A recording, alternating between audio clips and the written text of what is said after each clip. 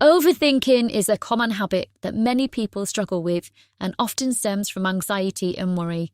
It's a thought process where a person ruminates on past events, worst-case scenarios, or future outcomes. It's like a loop that keeps playing in our minds, focusing in the negative.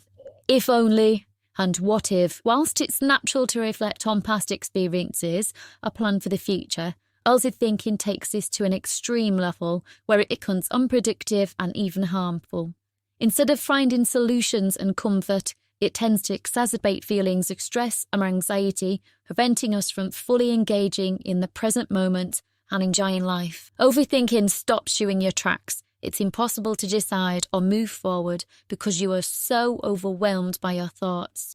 While you may already know the answer to this, here are some signs you're an overthinker. Number 1, you can't sleep. You lie awake with thoughts racing through your head. Number 2, you second-guess your decisions.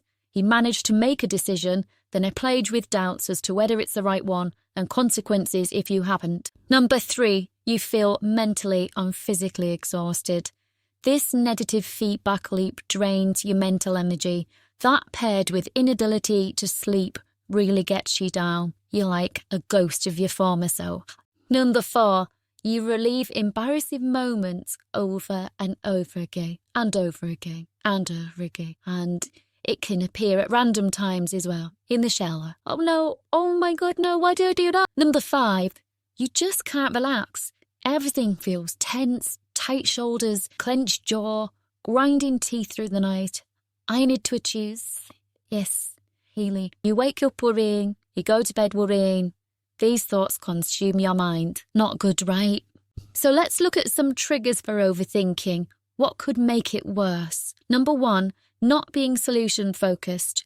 Overthinking occurs when we dwell on a problem rather than actively seeking a solution. Number 2, stress and anxiety. Fundamental triggers for overthinking as well as fear. Number 3, the illusion of control. Overthinkers believe they can control every outcome.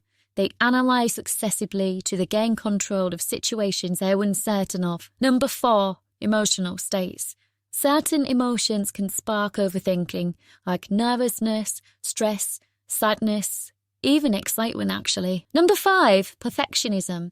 Striving for perfection can fuel overthinking, worrying about making mistakes and not meeting their own or others' high standards. Don't worry about them. Number 6, the illusion of uncertainty. Overthinking arises from wanting certainty.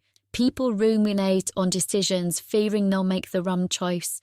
Seeking certainty can lead to overthinking. And number 7, avoiding responsibility. This is me. Overthinking can sometimes give a person an excuse to avoid action or responsibility.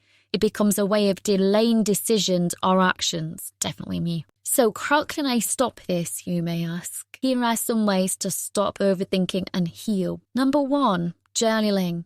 Write down the thoughts. Try to give each of them a solution. Change your thoughts. Learn your triggers. Try to predict it.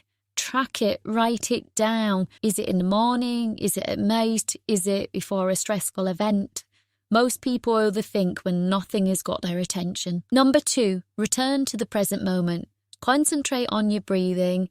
Feel the ground beneath your feet. 5, 4, 3, 2, 1 technique, which I've mentioned in a previous video. I'll link it above. Number 3, allow yourself to overthink at certain times of the day, but not for too long. Say, you will address this later. Decide when. Your brain will stop mugging you and it believes you will address it at some point. This is setting boundaries with yourself. Limit the time you spend dwelling on past events or worrying about the future. Number 4, question your thoughts. Is this true? Are my thoughts important?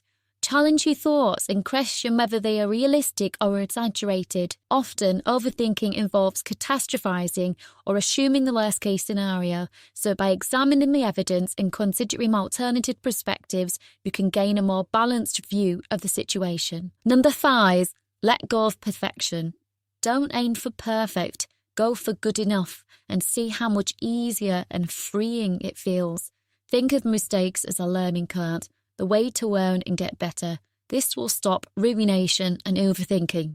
Number 6, distract yourself. Distractions are a must. Watch a film, go for a run, do some housework, nothings. Dance to a song on high volume. Try and notice when you're stuck in your head. Often it's just a habit and you don't even realise when you're doing it.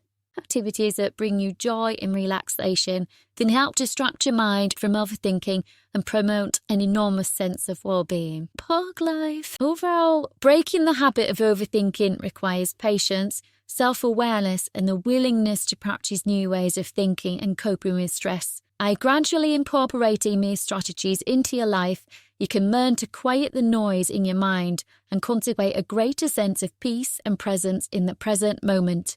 Bit of a tongue twister, that one.